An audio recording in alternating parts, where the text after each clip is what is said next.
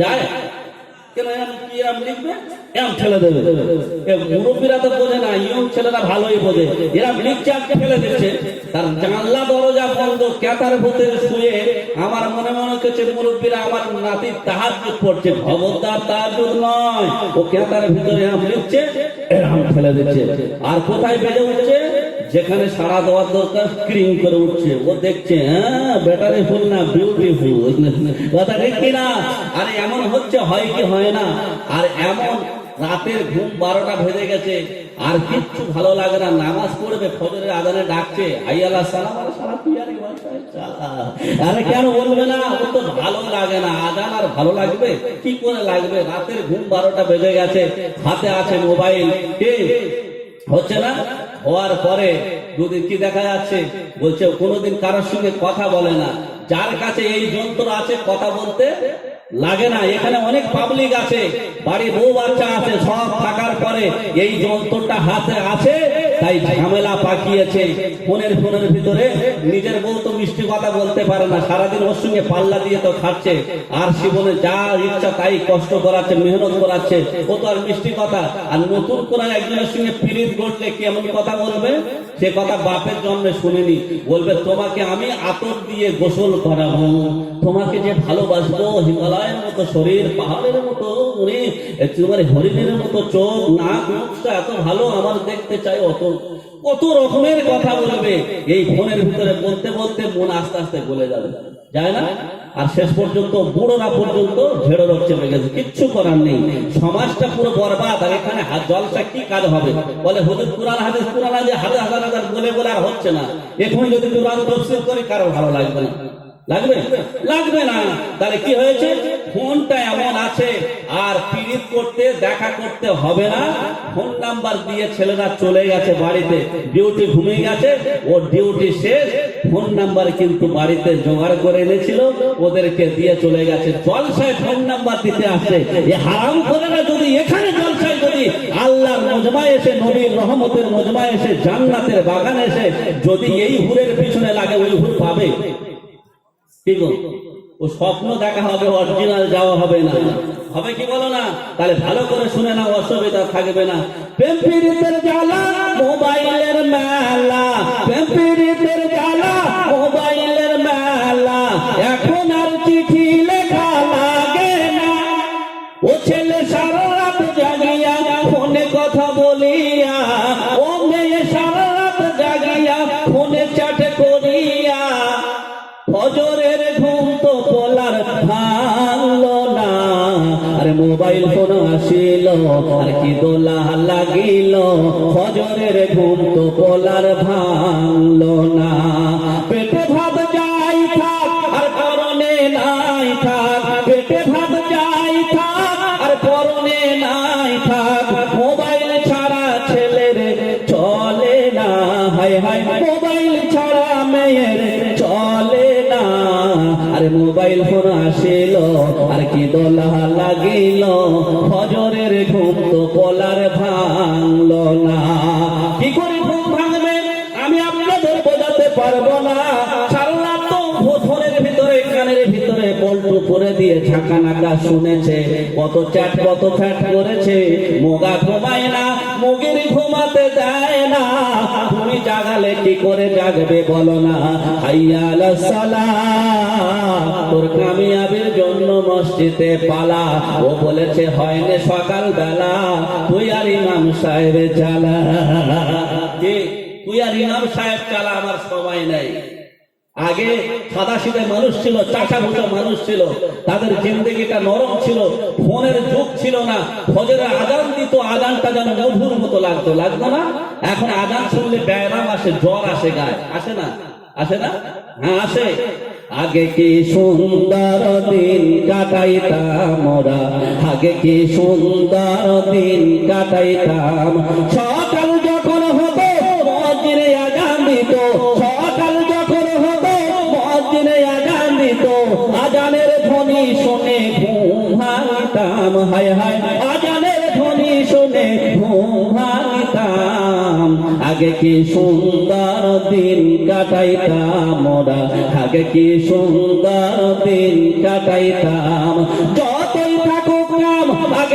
নামাজ পড়িতাম, কথা ঠিক কিনা? যতই কাম থাক আমার নামাজ আগে, নাম আজ, আজ নয় কাল বলবো না, আজ নামাজ, নাম আজ, আল্লাহর নামে জপমালা করব আজ কাল নয়। ছড়া 24টা ঘন্টায় ভেবেছিল নামাজ আগে কাজ পরে, আর আমাদের জিন্দগিতে নামাজ পরে আছে, সময় বাকি আছে, এখন সেঞ্চুরি করতে অনেক বাকি, এখন কোমরের বল আছে, এখন যৌবনের তাড়না আছে। নামাজ আজকে নয়, নামাজ কালকে। নামাজের জন্য এলো তোমরা মসজিদে চলো, আমার সময় নাই, চলো ভাই মসজিদে যাই, ইনশাআল্লাহ বলে তাড়িয়ে দেয়। ভাই দেয় কি দেয় না?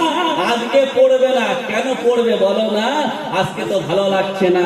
মানুষ মুসলমান এমন হয়ে গেছে, নামাজ কি করে ভালো লাগে? তোমরা বলো, আমি বলবো না।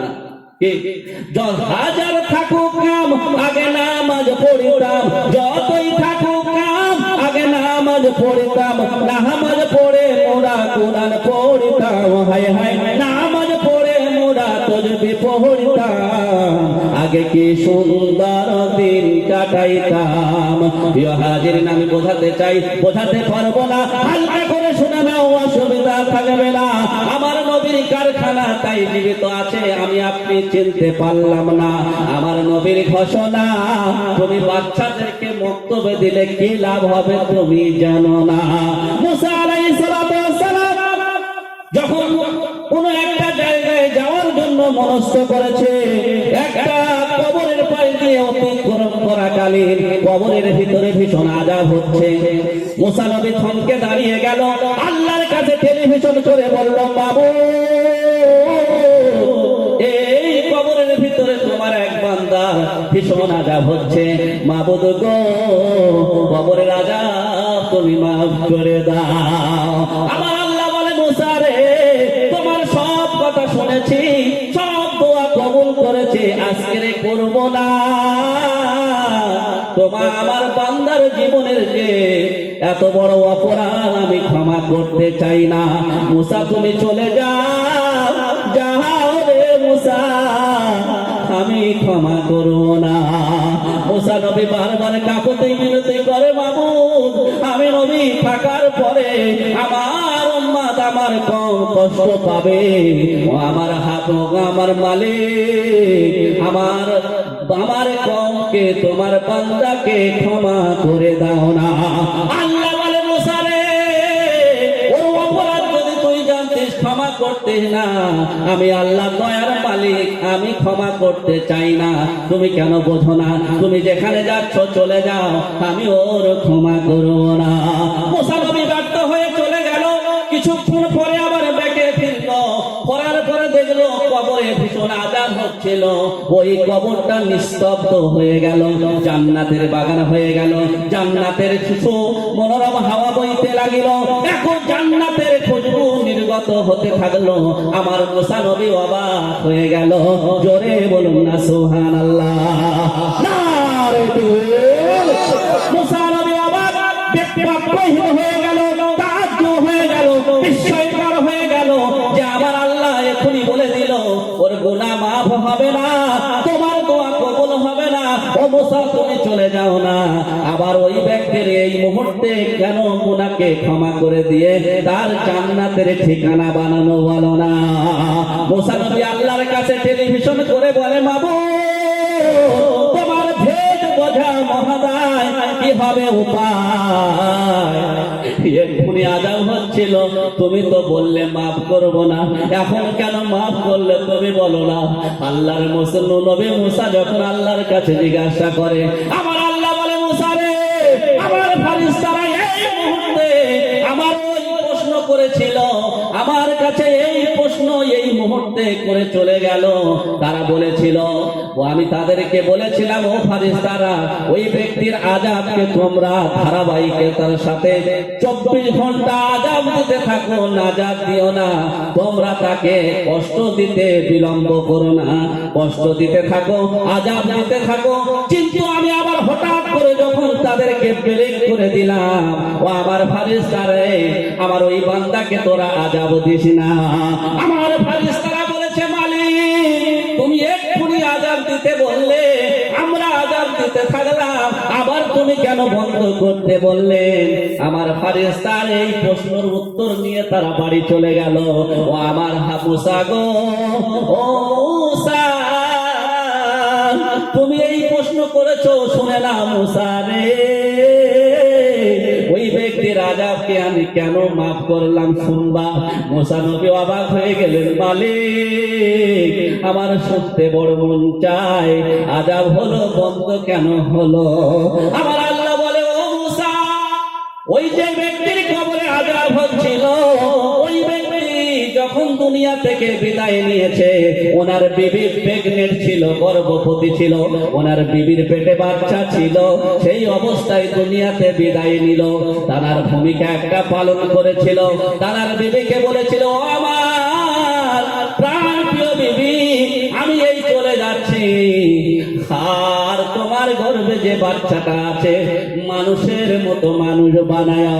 আমার আখলাক চরিত্র ক্যারেক্টার মোটেই ভালো না, আমার আল্লাহ আমাকে চিনবে না, আমার বাচ্চাটা তুমি একটু মানুষের মতো মানুষ তৈরি করো, আমার নামে যেন কোনোদিন ভৎসনাকারের শুনতে হয় না। এমন করেছে কল্পনা, কি হয়েছে শোনো না আমার বন্ধুরা, আমি আপনাদের বোঝাতে পারবো না।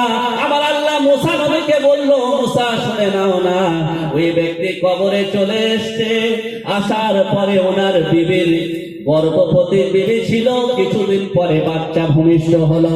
ওই বাচ্চা কিছুদিন পরে আস্তে আস্তে গুটি গুটি পায়ে চলতে লাগলো, তারপরে আবল তাবল সুরে কিছু কইতে পারে।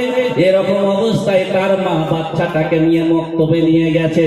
মক্তবে নিয়ে বলছে, বাবা হুজুরকে হুজুরের সামনে রেখে, ইমাম সাহেবের সামনে রেখে বলছে, বাবা আমার বাচ্চাটা মানুষের মতো মানুষ করো, দিনের শিক্ষা দাও, কোরআন পড়তে থাকো, কোরআন শেখাও। যখন ওই মা বাচ্চাকে মক্তবে দিয়ে চলে এসেছে, তখন এমন সময় ওই বাচ্চাটার মা যখন দিয়ে চলে এসেছে, হুজুর তখন বলে, বাবা পড়ো। তখন ওই বাবাটা ওই বাচ্চাটার হুজুর পড়াতে লাগলো, বলে সর্বপ্রথমে আল্লাহর নামে শুরু করো। কি বলো? তখন হুজুর বলে দিচ্ছে, বাবা তুমি পড়ো বিসমিল্লাহির রহমানির রহিম, রহমান রহিম করে আল্লাহর নাম পড়ো। ওই ছোট বাচ্চাটা আবল তাবল সুরে বিসমিল্লাহির রহমানির রহিম বলে। আমার আল্লাহর আরশে কেঁপে গেছে। আমার আল্লাহ বলে, ও পৃথিবীর মানুষ রে, আমি রহমান, আমি রহিম, আমি দয়ালু, দয়ার সাগর, আমি করুণার আধার। ওই ছোট কচি বাচ্চাটা মক্তবে গিয়ে যখন আমার নাম রহমান করেছে, আমার নাম রহিম বলেছে, আমার দয়া মায়ার থাকতে পারলাম না, আমি করে দিলাম ওর বাপের জীবনের যত হয়েছে গুনাহ, আমি আল্লাহ ক্ষমা করে দিয়ে জান্নাতের বাগান বানাতে চাইলাম। এটা আমার আল্লাহ মুসা নবীকে জানিয়ে দিল কি দিল না? একবার জোরে বলা যাবে না সুবহানাল্লাহ? নারে তাকবীর। প্রিয় হাজিরিন, নিজের কচি বাচ্চাটা মক্তবে পড়ার কারণে আল্লাহ সুবহানাহু ওয়া তাআলা সন্তুষ্ট হয়ে আল্লাহর রহমান রহিম নাম যখন বলে, আল্লাহর আরশ আজিম কেঁপে যায়। তার ফলে আল্লাহ সুবহানাহু ওয়া তাআলা তার বাপের কবরে আযাবকে নাজাত করে দেয়। সুবহানাল্লাহ। আমার প্রিয় হাজিরিন বন্ধুদেরকে আমি বোঝাতে চাই, আমাদের বাচ্চাদেরকে মক্তবে পাঠাতে চাই, খোদার কাছে দোয়া করতে চাই, এ দোয়া যেন পূর্ণ হওয়া চাই। আমার প্রিয় হাজিরিন, আল্লাহকে চিনতে হবে। যে চিনেছিল সে পেয়েছে, যে চিনতে পারেনি সে পায়নি। যারা মাদ্রাসায় পড়ে তারা কত বড় দামি আর কত বড় নামি, শুধু দুনিয়ায় একটা সাদা কাপড় দিয়ে মাথায় পাগড়ি বেঁধে দেওয়া হয়, তার যা সুনাম, তার বাপ আর মা তাদের হৃদয়টা কেঁপে ওঠে। আমার বাচ্চা কোরআনের হাফেজা হয়েছে, আমার বাচ্চা কোরআনের হাফেজা হয়েছে, আমার বাচ্চা কোরআনের শিক্ষা জ্ঞান অর্জন করেছে। আমরা যারা এখানে আছি, অনেকের বাচ্চাদেরকে দুনিয়ায় 24 ঘন্টা ফ্রি ফায়ার খেলছে, 24 ঘন্টা কত রকমের নোংরামি সিনেমা দেখছে, 24 24 ঘন্টা তারা দুনিয়ায় যত রকমের খারাপি, যত রকমের নোংরামের ভিতরে ঢুকে আছে, বাংলা ইংলিশ বিজ্ঞান অজ্ঞান হয়ে যাচ্ছে, কিন্তু এই ধর্মটা অনর্থক মনে করেছে। কিন্তু দোস্ত না, এই ধর্মের পিছনে এরকম একটা ব্যাপার আছে, আমি আপনি জানি না, আমি আপনাদের বোঝাতে পারবো না। এই যে বাচ্চার মাথায় পাগড়ি পরানো হয়, পিতা মাতা কি পায়? দয়ার নবী, মায়ার নবী, সোনার নবী তিনি বলছেন, কাল কিয়ামতের আদালতে মাথার উপরে সূর্য নেমে আসবে, জমিন পুড়ে তামা হয়ে যাবে, মাথার মগজ গরম ফুটুন তেলের নাই টক টক টক টক করে ফুটবে, কেউ সাঁতার দেবে, কেউ টাউ টাউ করবে, সেখানে বাঁচাবার মতো কেউ থাকবে না। সেই ঘামেতে নদী নালা আর সেদিন ভরিবে, কেউ বা খাবে খাবে, কেউ বা সাঁতার দেবে, বিপদে বাঁচাতে তোমার আপনজনকে তো যাবে না, যতই আজ ভালোবাসো না। প্রিয় বন্ধুরে, যতই ভালোবাসে না কেন, কেউ আপন বলে হবে না, কারোর ডাকে সাড়া দেবে না। যাদের জন্য করলে তুমি জমি জমা ঘর, ভেবে দেখো অবশেষে সবই তোমার পর। আসো একা যাইবে একা অন্ধকার কবর, বেঁচে থাকতে মিহিনি না কেন তারে খবর। আপন আপন যারে করো, সে যে তোমার আপন নাই, আপন শুধুই তোমার কাফন। পাগল মন রে, দম ফুরালে বুঝবি তোর কে আপন, দমটা ফুরালে বুঝবে তোমার কে আপন। সেই কিয়ামতের মহাবিচারের দিনে এক প্রকার সাদা সিধে মানুষ, রিক্সা চালক মানুষ, ভ্যান চালক মানুষ, মজদুরি খাটা মানুষ, এমন একটা মাথায় পাগড়ি পরানো হবে, নূরের তাজ পরানো হবে, ওই নূরের তাজটা এত ঝলমল করবে, রশ্মি বেরোতে থাকবে। সবাই সেদিনে বলবে, এরা কারা রে? এরা দুনিয়ায় তো এত সম্মানীয় মানুষ ছিল না, এত ঐতিহ্য সাম্রাজ্য সম্ভ্রান্তর মানুষ ছিল না, রিক্সা চালক ছিল, ভ্যান চালক ছিল, মজদুরি খেটে খেত, মানে দুনিয়ায় সমস্ত কুলির কাজ করত, তাদের মাথায় নূরের তাজ পরানো আছে। এত সুন্দর নূরের তাজ নবী বর্ণনা করছে, ওই নূরের তাজটা যদি কোনো এত নূরের রশ্মি হবে, সেই রশ্মির কিরণের ব্যাখ্যাটা তার বোঝাতে গিয়ে, তার মানে তার বিষয় বোঝাতে গিয়ে আমার নবী বলছেন যে ওই যে সূর্যটা তোমরা দেখতে পাচ্ছ কত কোটি কোটি মাইল দূরে আছে, একবার টর্চ লাইটের মতো আলো মেরে দেয়, সারা দুনিয়া আলো করে দেয়। বলছেন তাই তো আলো করে দেয়। বলে এবার তুমি সমীক্ষা করো, ওই সূর্যটা তোমার বাড়ির ভিতরে যদি ধারণ করা হলো, তাহলে কত আলো হবে। নবীর সাহাবারা অবাক হয়ে গেল, এত আলো হবে। আমার নবী বলছেন, ও আমার সাহাবারা শোনো, ওই নূরের তাজ কাল কিয়ামতের দিনে ওই সমস্ত সন্তানদের পিতা মাতায় নূরের তাজ পরানো হবে। ওই তাজের আলো আসমানের সূর্য হার মেনে যাবে, একবার জোরে বলা যাবে না। আলেমের পিতা মাতা বড়ই ভাগ্যবান, আলেমের পিতা মাতা বড়ই ভাগ্যবান, রোজ হাসরে মাথায় হবে তার পরিধান, ঠিক না? আলেমের মাথা পিতা বড়ই ভাগ্যবান, আলেমের পিতা মাথা বড়ই ভাগ্যবান, রোজ হাসরে মাথায় হবে তার পরিধান। হাসরের কঠিন মাঠে হবে হাহাকার, সেই দিনেতে দেখতে পাবে কিবা চমৎকার। প্রশ্ন হবে মাথায় মুকুট কে বা কাহারা, প্রশ্ন হবে মাথায় মুকুট কে বা কাহারা, জবাব হবে আলেমেরই মা বাপ তাহারা। সুবহানাল্লাহ, নারে তাকবীর। সেই মুকুটের জ্যোতি হবে সূর্যের থেকে অধিক, সেই মুকুটের জ্যোতি হবে সূর্যের থেকে অধিক, যদি তাহা এই দুনিয়ায় ঘরে করে ঠিক। ওই সমস্ত মাতা পিতা বড়ই ভাগ্যবান, এই জগতে কেহ নাই রে তাদেরই সমান, এই জগতে নাই রে কারো তাদেরই সমান। এই জগতে সবার ঊর্ধ্বে আলেমের ঈমান, এই জগতে সবার ঊর্ধ্বে আলেমের ঈমান। এই ইলমকে যাকে খুশি আল্লাহ করে দান। সবাইকে পাবে না, আল্লাহ যাকে খুশি করে ভালোবাসে তাকে আপন করতে চায়, ইলমে দিন দান করে। এই ইলমকে যাকে খুশি আল্লাহ করে দান। এই আলেমের গুণে আদম নবী সম্মানিত হয়, আর ফারিস্তারা সেজদা করে কুরআনে তা কয়।